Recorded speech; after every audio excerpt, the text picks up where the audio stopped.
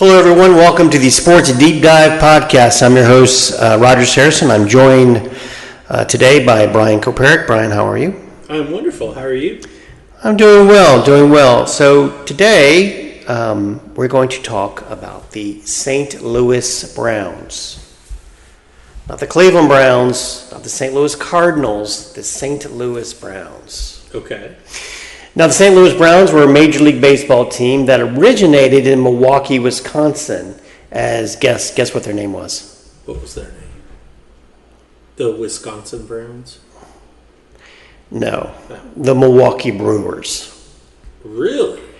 Now, the Brewers, this version of the Brewers, not to be confused with the current version of the Milwaukee Brewers, this version of the Brewers played in the Western League for the Western League. Now, for the 1900 season, the Western League was renamed what? The American League, that's correct. And in 1901, league president Van Johnson declared it a major league. And so that's why Major League Baseball recognizes the American League as being founded in 1901 as opposed to 1900. Because Van Johnson said, we're a major league, so just forget that. The team was originally owned by Milwaukee lawyers, Matthew and Henry Kalia, because it was based in Milwaukee. Right.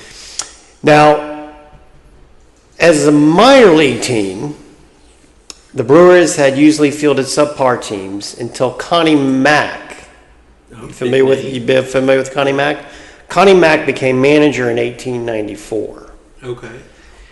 So the Kalias, the owners, were among the poorer owners in the league and did not have the wherewithal to take advantage of the large number of National League players bolting to the league. So of the 100 frontline players who switched leagues, only 3 signed with the Brewers. So that gives you an idea. National League was considered the major league. You had a lot of players leaving other leagues to go to the National League. And out of the 100 players or so who switched leagues, only 3 signed with the Milwaukee club. So Mack transferred to the Philadelphia Athletics, now known as the Athletics. The Athletics. At Johnson's behest as manager and part owner. And one of the 3 players who jumped to the Brewers, Hugh Duffy, became player manager. Okay. So this starts Connie Mack's tenure in with the Philadelphia Athletics and that franchise, and he put that franchise on the map. And I guess, I don't know Van Johnson. I wasn't around in 1900. Late 1800s. And so I guess he felt like, you know what, the owners of the Brewers, they have no money. I want you to go to a franchise where you can thrive, Connie Mack. And, that's what happened. This goes about what I just said. Johnson knew the Brewers could not work in Milwaukee. And he originally intended to move them to St. Louis, which was a larger market. At the time, St. Louis was the 4th largest city in the nation, while Milwaukee was 15th.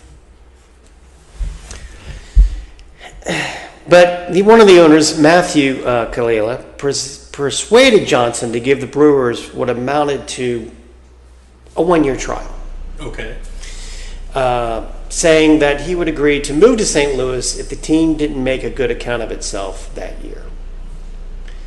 So this is what you're looking at, right? 1900, this will be renamed the American League, right? Right. We haven't gotten to 1901 yet, where Major League Baseball recognizes the American League founding. And he's saying, give me a shot. I'll try to do better, Van Johnson. There you go. Well, due to the lack of talent, the Brewers didn't do so well. They never recovered from an 0-5 start and crumbled to last place for good on June 30th. Oh, They finished 48-89, that's pretty bad. the worst record in baseball. Ever? 35 and a half games behind the pennant-winning Chicago White Sox. You've heard of them, right? I have heard of them. Chicago White Sox. I have heard of them. It didn't help matters that Matthew Clearland spent most of the season battling tuberculosis. Oh. And then he died on it on July 27th. So Henry, his brother Henry, was forced to become the operating head of the team. So what do you think happened? Well, at that point, did they sell? Well, so due to that awful season in 1900, and due to the agreement with Van Johnson, Henry Calais requested and received permission to move at a league meeting in Chicago. To move it. To move the franchise, right? Okay, so he moved it. Well, yeah. Remember, Van wanted to move it, but he was the president of the American League and basically the commissioner, because But I mean, he had to have approval of the owners. So soon after the moving, the team changed its name to the Browns, a reference to the original name of the St. Louis Cardinals, who were known from 1880 until 1900 as the Brown Stockings. Oh, okay. So what's funny is that, all right, so we've got this baseball team in St. Louis, Right, known as the Brown Stockings. right. In 1900, when the Brewers were, in the American League, and then they say, you know what, it's 1901 now, let's become the Cardinals, or let's go back to the Cardinals. And then, I guess to capitalize on the popularity, We'll be the Browns. yeah, we'll be the Browns. So it's just weird how that Worked out. worked out. Yeah. Huh. All right, so then what? All right, so Henry, this was his brother's passion, and he co-owned it with his brother. But I mean, His brother was running the team, doing the stuff. yeah, whatever. and so then that means that Van Johnson went about finding local ownership for the team. Now he found it in a group headed by an old friend of Van Johnson from his days as a sports writer. Kansas City, he was a Kansas City carriage maker, Robert Hedges, Okay. who moved to St. Louis just as the purchase was closed of the Browns, the Brewers becoming the Browns. So here we are. The Milwaukee Brewers of 1894 are now the St. Louis Browns of 1901, playing in that American League.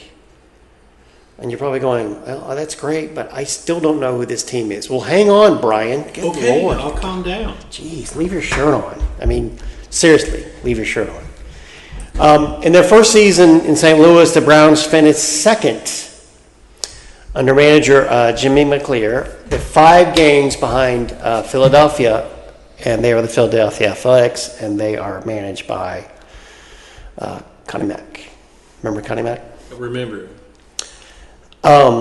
This was mainly because Hedges and McClear persuaded 6 Cardinals to jump to the Browns. It's like, look, you're already here in St. Louis anyway. Might as well come play for us. Just play for us. I mean, seriously. I mean, we'll win some games here. You'll get some playing time. Yeah. Playing like those Cardinals. They looked to become even more powerful in 1903 when Hedges signed New York Giants ace Christy Mathewson. You remember him? No, it's not a name I'm familiar with. I'm sorry, Rogers. I know that just let you down. Can we still be friends, man? Yeah. All right. Anyway, so the deal was going to be he would be making 4 times what he was earning in New York Okay. for the Giants. 4 times. That's That's a lot. And So he was going to be making that's Christy Mathewson. From $100 to $400.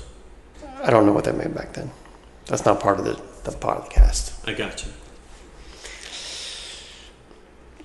Well, I mean, we're talking about the 1900s, so. Well, but see, 1903. But see, here's the thing: is you had the American League, you had the National League, right? And Van Johnson's like, we're a major league. National League had already been established as a major league. National League was founded in 1876. So they butted heads. There was a lot of rating of the two leagues for players and competition, players, front office people, that type of stuff.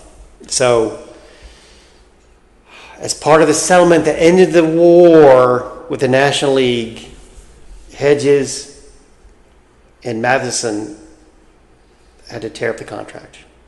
Oh, no. They tear up the contract. Hedges would say this years later that he was like he'd given up a pennant by relinquishing Matheson back to the Giants. But he felt it was more important to bring peace. Okay. Yeah. The Browns had only 4 winning seasons from 1902 to 1922, so that little Christy Mathewson really set them back. Yeah. Now, they were very popular at the gate during their first 2 decades in St. Louis, though. They trounced the Cardinals in attendance. In 1908, for instance, they attracted 4 times as many fans as the Cardinals. And that's hard to believe. It is hard. Because people in St. Louis love the Cardinals. Yeah. They do. So after a few seasons, Hedges was like, I got to do something. So he hired former Browns catcher Branch Rickey. You heard of him? Yes. Okay, so he hired him as the business manager, basically a general manager. Right. He hired him midway through the 1913 season and made him manager as well in September. Okay. So we're talking about June, you're going to be my general manager, and then September, you're going to be my manager as well. Kind of a double title, double duties. Double duties. Now we're going to fast forward to the present. There have been many types in baseball, basketball, and football of men who have held both the title of coach or manager and general manager. And my knowledge, and maybe some of the fans can leave some in the comments, to my knowledge, it has never worked out. Not money. Because one has either suffered because of the other. Right. If they've been all in getting players, then the coaching has suffered. If they're all about the coaching, then their roster building has suffered. So now, Ricky was the Medicore player at best, but he had a keen eye for spotting talent, right? His greatest find was George Sisler, who had played for Ricky at where? Michigan. Yeah, right, your school. Nice. They fell back to 6th place in 1914, but won 79 games in 1950, their first winning record in 8 years. Yeah.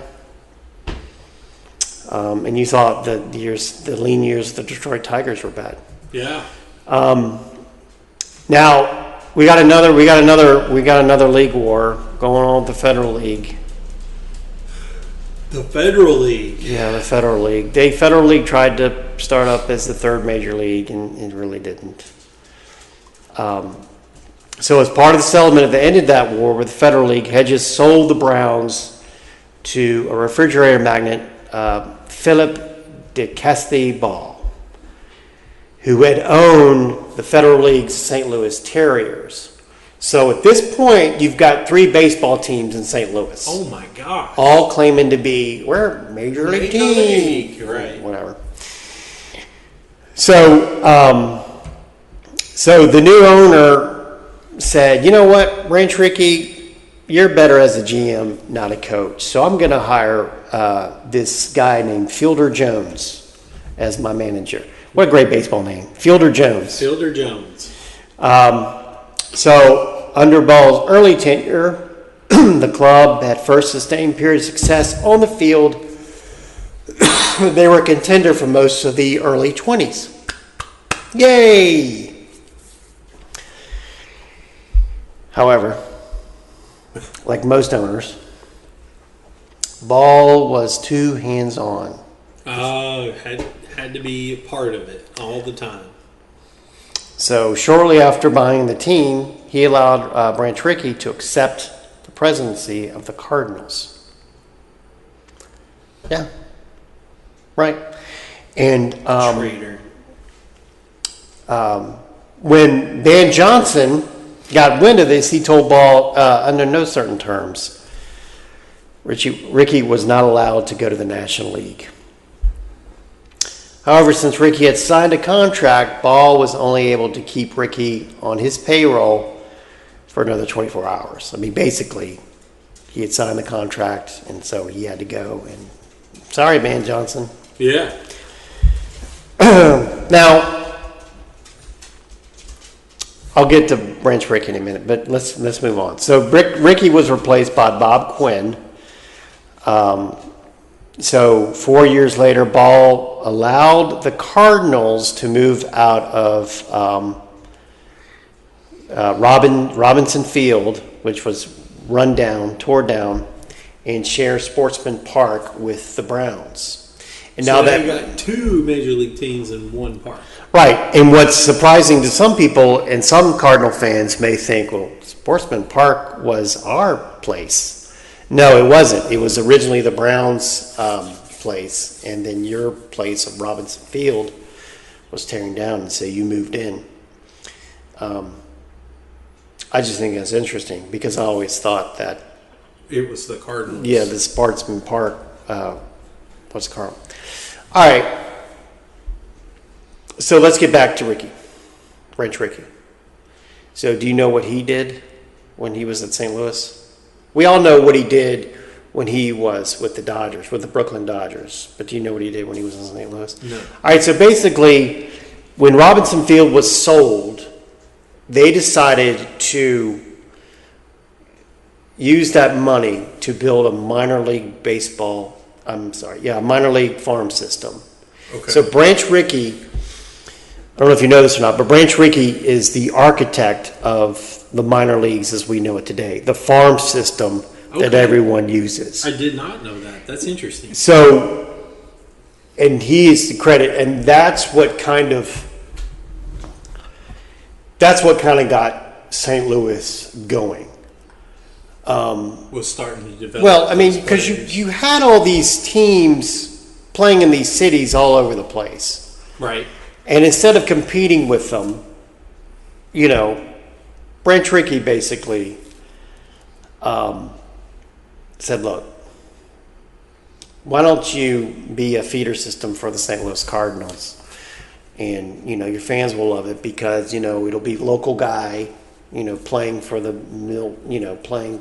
local team in Columbia, Missouri. I'm just making up a Right. place, Right. can come to the Cardinals and that'll be good. So, so that kind of got St. Louis going because like I said before, the Browns were the most popular team in St. Louis as far as baseball, and the Cardinals were the second-rate team. And the Browns had those few lean years, but it looked like they were getting back. Yeah. Right. So, meanwhile, let's go to the Browns. So Ball, confidently predicted there would be a World Series in Sportsman Park by 1926. He goes, my Browns are so darn good. There's going to be a World Series in Sportsman Park by 1926. So because of that, he increased the capacity of his ballpark from 18,000 to 30,000. Whoa. All right? And you know what happened? There was a World Series in Sportsman Park in 1926, but it was the Cardinals. The Cardinals That bit him in the butt a little. the Cardinals upset the Yankees in that World Series. Nice. St. Louis Cardinals, world champions, 1926. Whoopsie. That year, the Browns slumped to 7th place in the American League. Okay. Whoopsie. More importantly, though, the Cardinals outdrew the Browns by more than 400,000. Wow. Throughout the year. 400,000, yes. Now, is Ball getting... I mean, he's letting them play there, but he's got to be getting something for it, right? Yes. Okay. All right, so I don't have those numbers about what the Cardinals were paying rent to the Browns, but I'm sure they were paying them something, some type of rent or something. So St. Louis had been considered a Browns town until then. It's becoming a Cardinals town. And as late as 1925, so, the Browns outdrew the Cardinals by more than 50,000. But after that 1926 World Series victory, the Cardinals dominated St. Louis baseball. While still technically tenants of the Browns, see? And that's why, a lot of Cardinal fans thought that Sportsman Park was theirs and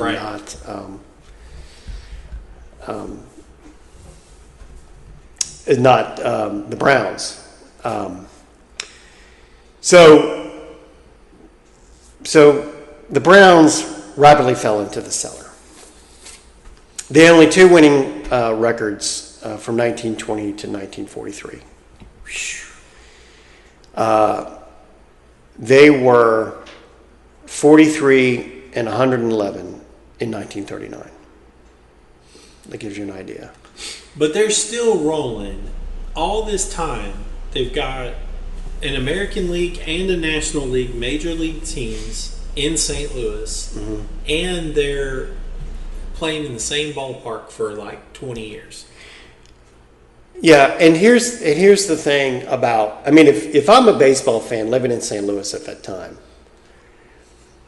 I'm excited because there's a game every day. There's a game every day, and I get to see the Dodgers.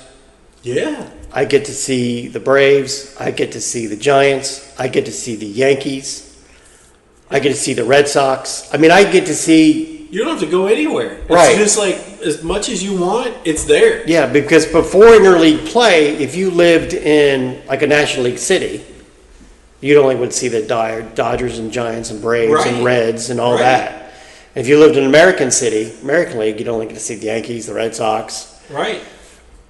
But places like Chicago, which had both, and still have both, you can see. Interleague play has kind of diluted that because, I want to see the Tigers, but when they're in town at the White Sox, I can't make it, so I'll just go see them when they play the Cubs. Right. Whatever.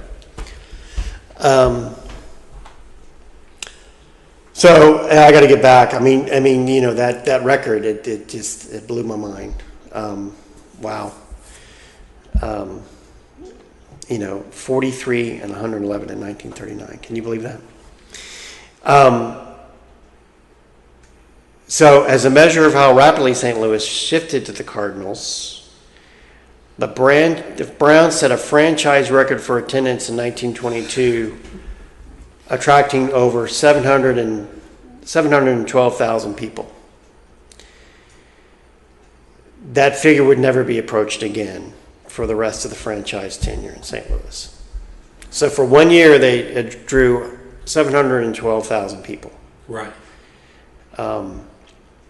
And then that would remain the franchise record until 1954. And you're probably asking, well, what happened in 1954? Go ahead. What happened in 1954? You'll have to wait. Oh. Ball had previously spent so much money on the Browns, but gradually cut that spending to the bare minimum, like the movie Major League. Yeah. Now, Ball died in 1933, and his estate ran the team for 3 years with Ball's former right-hand man, Louis von Weiss, as team president. But Ball estate mostly left the baseball side to the player manager and former Cardinals great Rogers Hornsby. Okay. No relation. Whom Ball had hired in one of his last acts before his death. The Ball estate needed capital. The Ball estate withheld capital that they could have used to get better players. Attendance sagged to the point that the other American League teams could not meet their travel expenses. Wow. Because you know that Right. they get half the gate or Right. whatever it is, right? And so we need.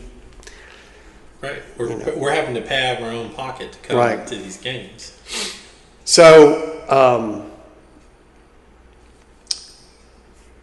in 1936, they brokered a sale to investment banker Donald Lee Barnes. Now, Cardinals treasurer Bill DeWitt was Barnes' son-in-law. He bought a minority stake in the Browns and became the team's general manager. Okay. Now, the DeWitt name is famous in St. Louis, but we can talk about that at another podcast. All right. So to help finance the purchase, Barnes sold 20,000 shares of stock to the public at $5 a share, which was unusual for a sports franchise to do. Now you've got the Boston Celtics. You can buy stock in them. They're limited partnership. We all know about the Green Bay Packers. Right. But back then, not very good. Not the norm. Soon afterwards, he fired Roger Hornsby, the Cardinal great, after learning he was placing bets on horse races during games. Hey, should we get that picture up? Yeah, hold on. I got to see who wins the third race. Hey, stealing your heart's running right now. Right.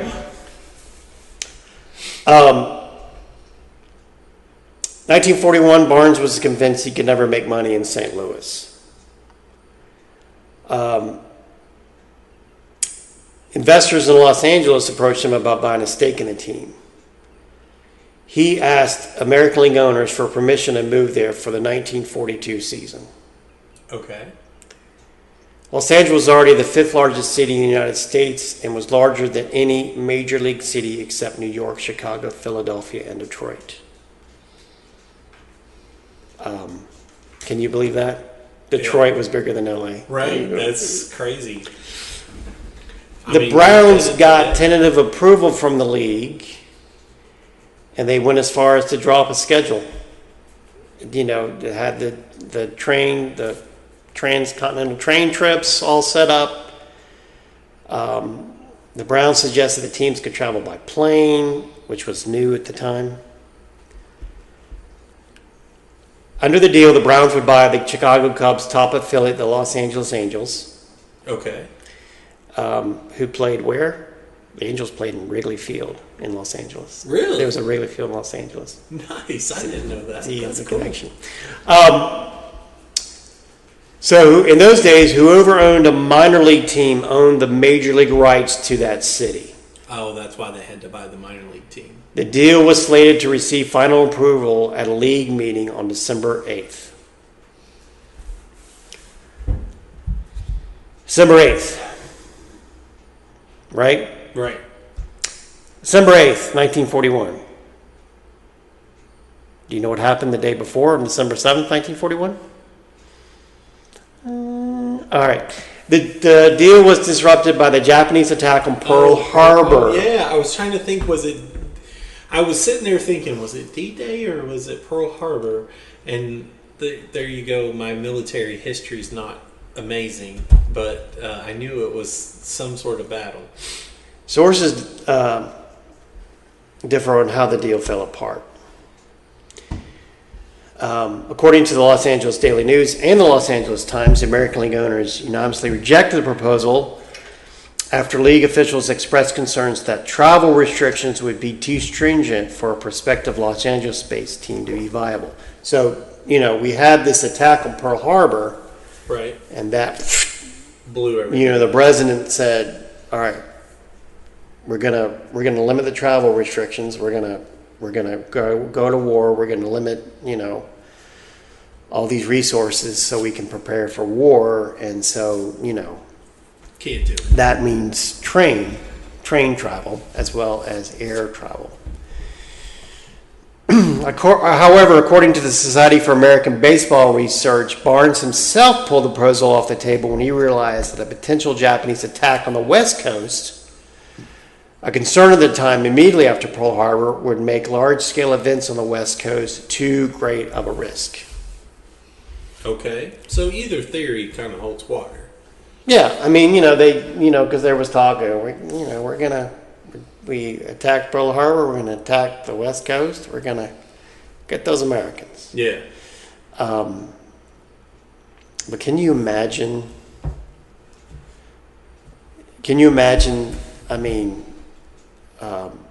first of all, the first baseball team in Los Angeles would not have been the Dodgers, it would have been the Angels. The Angels came to the American League expansion team, I believe, in the 60s, 62, I believe. And it's just how much history would have been rewritten. Right. That just blows my mind. So you're probably going, well, what does this mean for the Browns? I mean, there's no St. Louis Browns today, so whatever happened to them? I mean, yeah. So during World War II, in 1944, the Browns won their only American League pennant in St. Louis. Okay. And that was because the draft,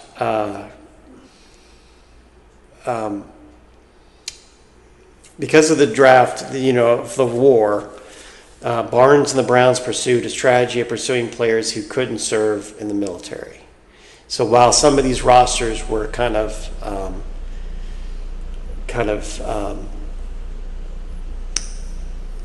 weakened, I guess, because their players were being drafted to go fight in the war, they said, well, we just get people that weren't drafted in the military. As a result, many of the Browns' best players were classified as 4F, which is unfit for military service. So years of having to live a hand-to-mouth existence actually served them well during the war years. They were better prepared to adjust to the effects of the draft, while wealthier teams like the Cardinals, who had just were caught unaware when their best players were drafted. Browns spent the season in a vigorous three-way race with your favorite team, the Tigers, and the Yankees for the pennant on the final day of the season. For a sellout crowd of 35,518, their first sellout since 1924. They defeated the Yankees 5-2. Minutes earlier, the Yankees Tigers don't have any luck in St. Louis, man. No, they don't. Minutes earlier, the Tigers lost 4-1 to the Washington Senators, giving the Browns the pennant by a single game. They thus become the last of the 16 teams that made up the major leagues from 1903 to 1960 to play in a World Series. By comparison, the other 7 American League teams had won at least 3 pennants.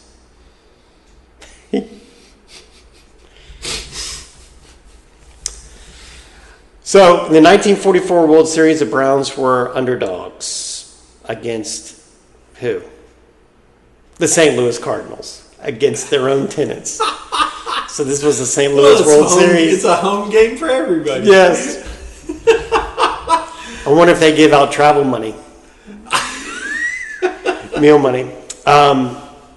It would be the last World Series played entirely in one stadium until the 2020 World Series played in Arlington, Texas, and that was because of COVID, as you know. Yeah.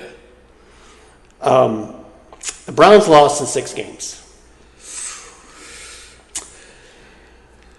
They won 2 of the first 3 games, and the final 3 games were very close. But despite losing the series, Barnes took heart in outdrawing the Cardinals by almost 40,000 fans. How do you know? They're all the fans from St. Louis.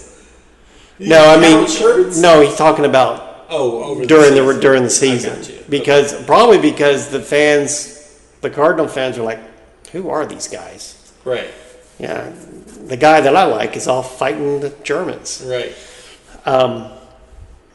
It would be the only time after 1925 that the Browns would outdraw the Cardinals. Whew. Now, the 1945 Browns, came about.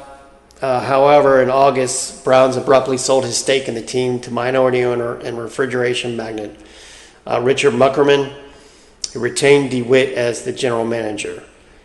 While the Browns had the best record in the league from the time Muckerman closed on the purchase, the hole from earlier in the season was much to overcome. Finished in 3rd place with 81-70 record. Despite fielding less than top-level talent, they were only 6 games behind the Detroit Tigers for first place. After Muckerman bought the team, he signed manager Luke Sewell to a 2-year contract. Sewell significantly cut back playing time of his players. And, sending some to the minor leagues. Because, Right. I mean, the war was starting to come to an end, and the boys were coming back, so to Right. speak. The Browns basically had crested. They would never have another winning season in St. Louis. 44 and 45 were 2 of the only 6 winning seasons they enjoyed in the 31 years after nearly winning the pennant in 1922. They were also 2 of only 7 seasons finishing 4th or better. It's amazing that a team that had done that bad made it that long. Yeah. Yeah.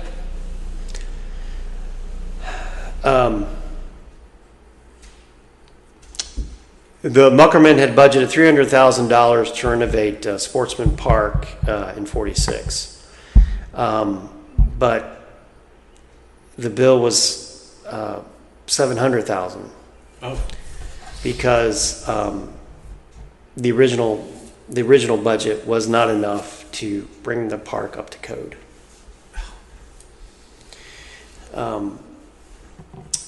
He also built a new stadium for their top farm team, the San Antonio Missions of the Texas League. okay.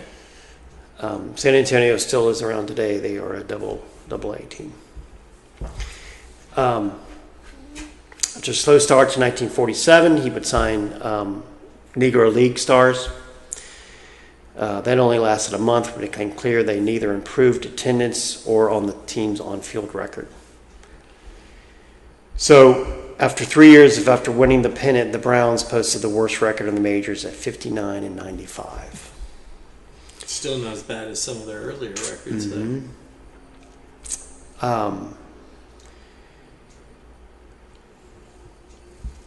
though. And then Muckerman just started to sell players. He sold a couple of players to the Red Sox. Years later, Bill DeWitt revealed that between the renovations cost and for cost of the building the new Mission Stadium in San Antonio, and a marked drop in attendance, the Browns were basically on the brink of bankruptcy. Collapse. Yeah, Right. bankruptcy. So, at the time, we had buyers begin circling the Browns. Chicago businessman Emory Perry considered buying the Browns, moving them to Los Angeles. But that was nixed when Perry learned that any major league team moving to California would have to compensate every team in the PCLL for invading their territory, the Pacific Coast League. Okay. After the season, Bob Rodenberg, owner of the National Football League's Baltimore Colts, considered buying the Browns and moving them to Baltimore. However, this hinged on the Cardinals buying Sportsman Park, and Rodenberg withdrew his offers when the Cardinals expressed little interest. They're like, why would we buy it? Yeah.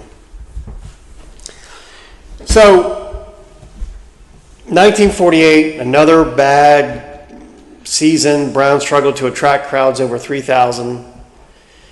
Muckelman sold the team to DeWitt and his brother Charlie, which at the time was the team's traveling secretary,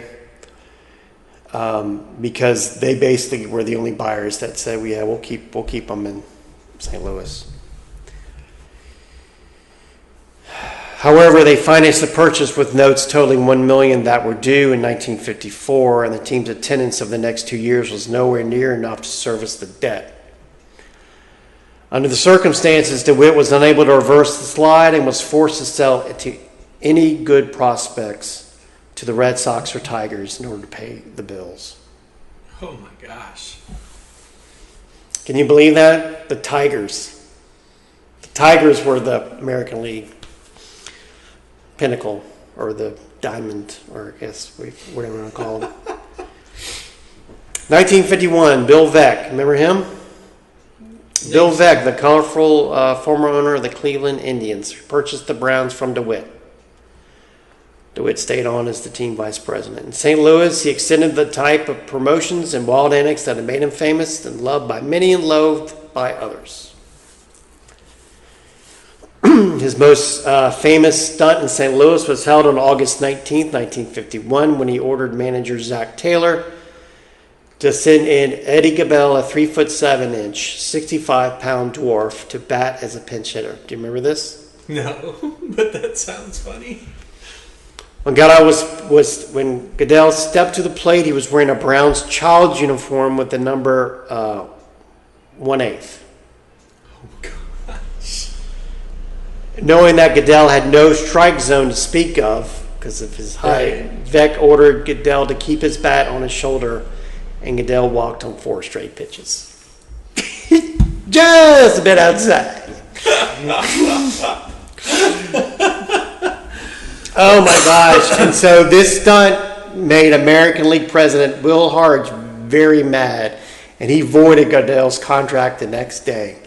Goodell was by far the shortest person to ever appear in a major league game. 3'7", 65 pounds. All right, so here we go. There's another publicity stunt in which Veeck also did. The Browns handed out place cards reading take, swing, bunt, and so on, all right, to fans, and allowed them to make managerial decisions for a day. That's a nightmare. Remember, all right, so manager Taylor surveyed the fans' advice and relayed the signs accordingly. The Browns won the game against the Philadelphia Athletics, whose owner, Connie Mack, took part in the grandstand managers voting. So he's up there voting too. Yeah. All right, so after the 51 season, Veeck made Ned Garver the highest paid members of the Browns. Garver went on to win 20 games, and while the team lost 100 games, he was the second pitcher in history to accomplish the feat. Veeck also brought Cecil Page back to Major League Baseball to pitch for the Browns. Veeck had previously signed the former Negro League great at age 42 to a contract in Cleveland at 48. Page was 45 when he returned to the mounds in a brown uniform. Veeck was criticized among baseball owners, but Page finished the season with a respectable 3-4 record and a 4.79 ERA. Veeck believed that St. Louis could no longer support 2 franchises and planned to drive the Cardinals out of town. Oh, Scandalous. He signed many of the Cardinals' most popular ex-players, and as a result, attracted many Cards fans to see the Browns. Vecht inked former Cardinals great Dizzy Dean to a broadcasting contract and tapped Roger Hornsby for a second stint as a manager of the Browns. He also reacquired former Browns fan favorite Vern Stevens and tied former Cardinals pitcher Harry Brecken. Both who were in the St. Louis World Series in '44. Okay. Vecht stripped Sportsman Park of all Cardinals material and dressed exclusively in Browns memorabilia, even moving his family to an apartment under the stands. Okay. So I guess when the Cardinals played there, they had all this Brown stuff up there. In Vecht's 3 years as owner, they never finished any closer than 31 games out of first. Twice lost 100 games. Vecht's showmanship and colorful promotions made Brown games more fun than, the Cardinals were willing to offer. I mean, I guess that's a bright part. Right.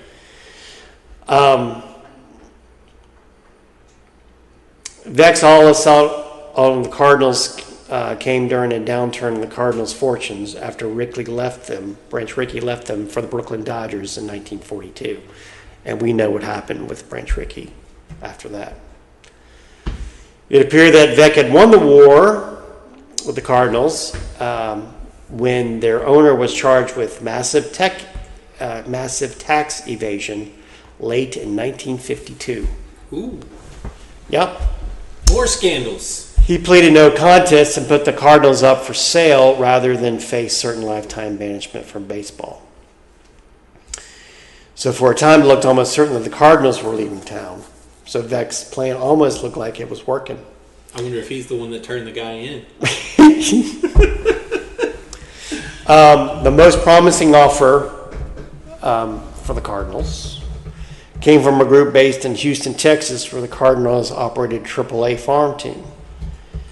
Under the rules of the time, as we've talked about before, the Cardinals also owned the major league rights to Houston.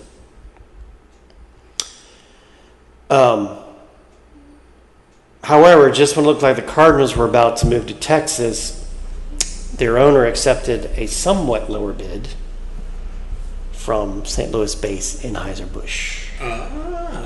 So that's how they got control. Now, he had intended all along to sell to any credible buyer who would keep the Cardinals in St. Louis, and was relieved when brewery president Gussie Busch jumped into the bidding with that in mind. Whoopsie! Vecht quickly realized that he was finished in St. Louis. It's over. He knew that with Anheuser-Busch's corporate wealth behind them, the Cardinals now had more resources than he could ever hope to match. Unlike most of his fellow team owners, he had no income apart from the Browns. Reluctantly, Vecht concluded he had no other option but to cede St. Louis to the Cardinals and move the Browns elsewhere. As a first step, he sold Sportsman Park to the Cardinals for $800,000. He would likely have to sell in any event. So the 44-year-old park had fallen in disrepair, and even with the rent from the Cardinals, Vecht wasn't bringing in nearly enough money to bring the park up to code. So he said, "You know what, Cardinals, you can have it for $800,000." Not bad. Now, Vecht first attempted to move the Browns back to Milwaukee. Okay. Where he had owned the AAA Brewers of the American Association in the 40s.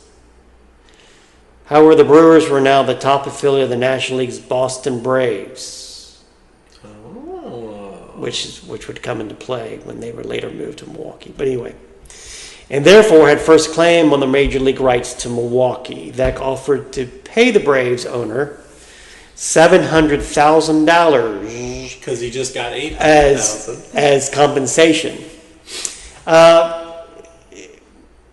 The owner stalled on the deal before abruptly moving the Braves there himself in March of 1953, 3 weeks before opening day. So yeah, they sure okay. Think about look, we've moved. Oh, all right. So this is where we're getting to where the Browns would eventually end up, all right? Meg got in touch with Baltimore Mayor Tommy D'Alessandro and attorney Clarence Miles. And we're leading an effort to bring Major League Baseball back to Baltimore, a city which had lost the previous team in 1903 after the second incarnation of the Orioles were folded and replaced by the New York Highlanders, which would later become the Yankees. So you hear that, Oriole fans? You had the Baltimore Orioles there in the early 20th century, but they moved to New York, became the New York Highlanders, which are today's New York Yankees. So it's because of you, Baltimore.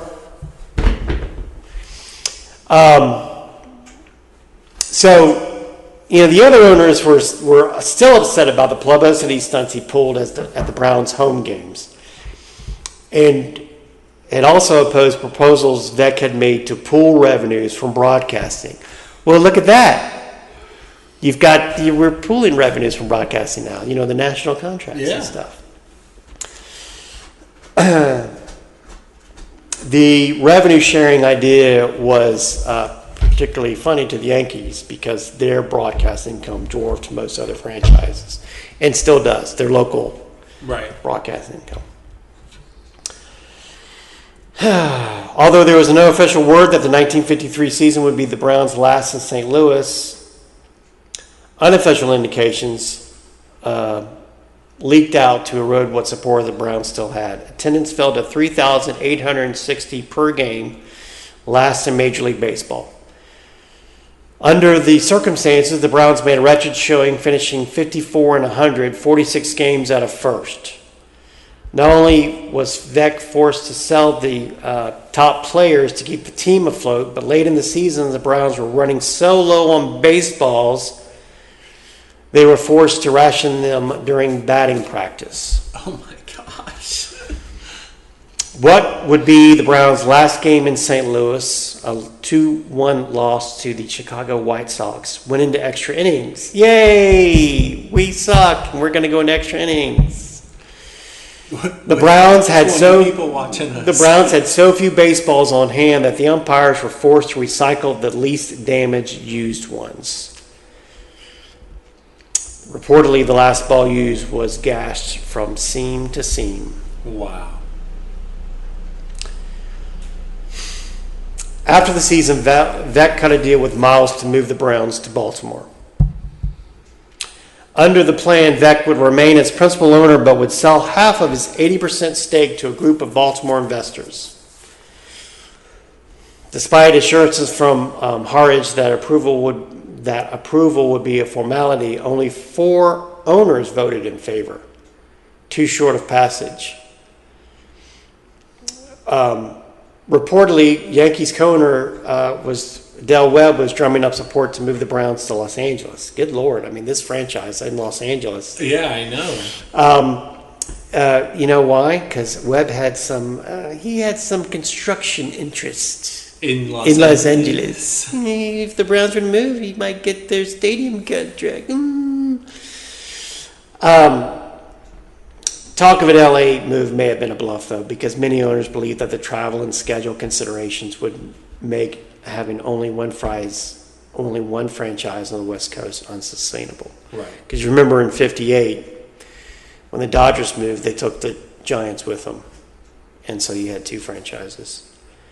Isn't that weird? You had 2 West Coast teams that played mostly East Coast teams, kind of like but the they were fine.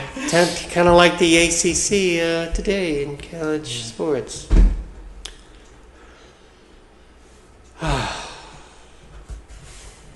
Look, here's the thing. Vec, Miles, and D'Alessandro realized that what the other American League owners were doing. They wanted to push Vec out. Yeah. So over the next 48 hours, Miles lined up enough support from his group of investors to buy out Vec's entire stake for $2.5 million. Okay. So facing threats to cancel the franchise and having sold his only leverage, Vec had little choice but to take the deal, and the sale was approved. While Baltimore brewer Gerald Hofferberger became the largest shareholder, Miles was named president and chairman of the board. His first act was request permission to move the team to Baltimore, which was swiftly granted. With this, the Browns' 52-year history in St. Louis came to an end. The Browns were unique among the 50s baseball teams in that they moved eastward and not westward. And they changed their name to make a deliberate break with their history. So, for instance, Brooklyn, when they moved to LA, were still the Dodgers. Right. The New York Giants became the San Francisco Giants. Right. Boston, Milwaukee, Atlanta Braves, Philadelphia, Kansas City, Oakland, and now the Athletics. So they all kept their names and their history, but basically the Browns said no.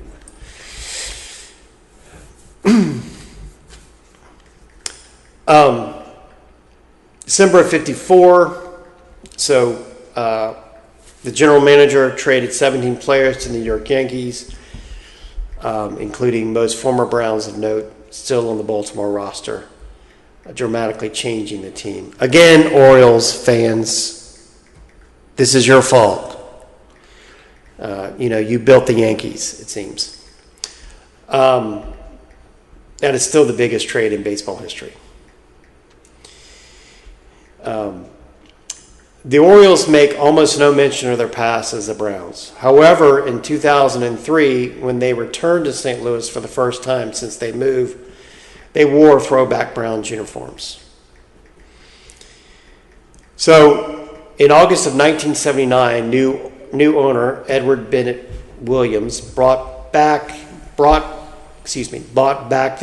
shares Barnes had sold to the public in 1936, basically returning the franchise to private control and removing one of the last remaining links to the Browns era. The buyout price was not published, was not known. However, given the Orioles' prosperity over their then 25 years in Baltimore, the owners of those shares probably made a big return on their investment. Yeah. So the Browns became the Orioles. Yep. St. Louis Browns, an overall win-loss record of 3,414 to 4,465 in 96. So 96 ties, which is a 43% winning percentage during their 52 years in St. Louis. They won 43. Just some quick facts before we wrap up. The 1944 movie Going My Way, Bing Crosby wears a sweatshirt labeled St. Louis Browns and takes the boys to see them play. That was the year the Browns won the American League pennant. And remember, lost to the Cardinals in the World Series. Right. Skip It 10 and Kim Foley wrote a country rock song called the St. Louis Browns. The song appears on Batten's 1972 solo album Skip. The character Ernie Coach Pentuzzo on the television show Cheers mentions having played for the Browns. Okay, I never knew that. The 1971 novel Fear and Loathing in Las Vegas.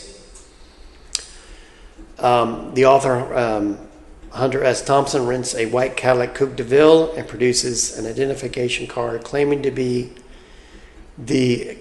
Royal Duke, left fielder and batting champion of the St. Louis Browns. Okay. Jack's grandfather on the show Three's Company wanted Jack's dad to play for the St. Louis Browns. Okay. So even though they're not gone, there's still some references in popular culture. So that's it. So the question is, who are the St. Louis Browns? Well, they're today's Baltimore Orioles. There you go. Yeah. All right, ladies and gentlemen, that concludes today's podcast of the Sports Deep Dive Podcast. We appreciate you listening. This podcast is available on all podcast platforms. Wherever you get it, you can just tell your friends, hey, just get it on your usual podcast platform. That's right. Before we sign out, Mr. Koperik, would you like to tell the folks how they can come in contact with you? Sure. You can catch me on YouTube, Random Things with BK, and the same on Facebook, TikTok, and Instagram. So thank you, Rogers. All right, I'm Rogers Harrison. I am at 318 North on Blue Sky.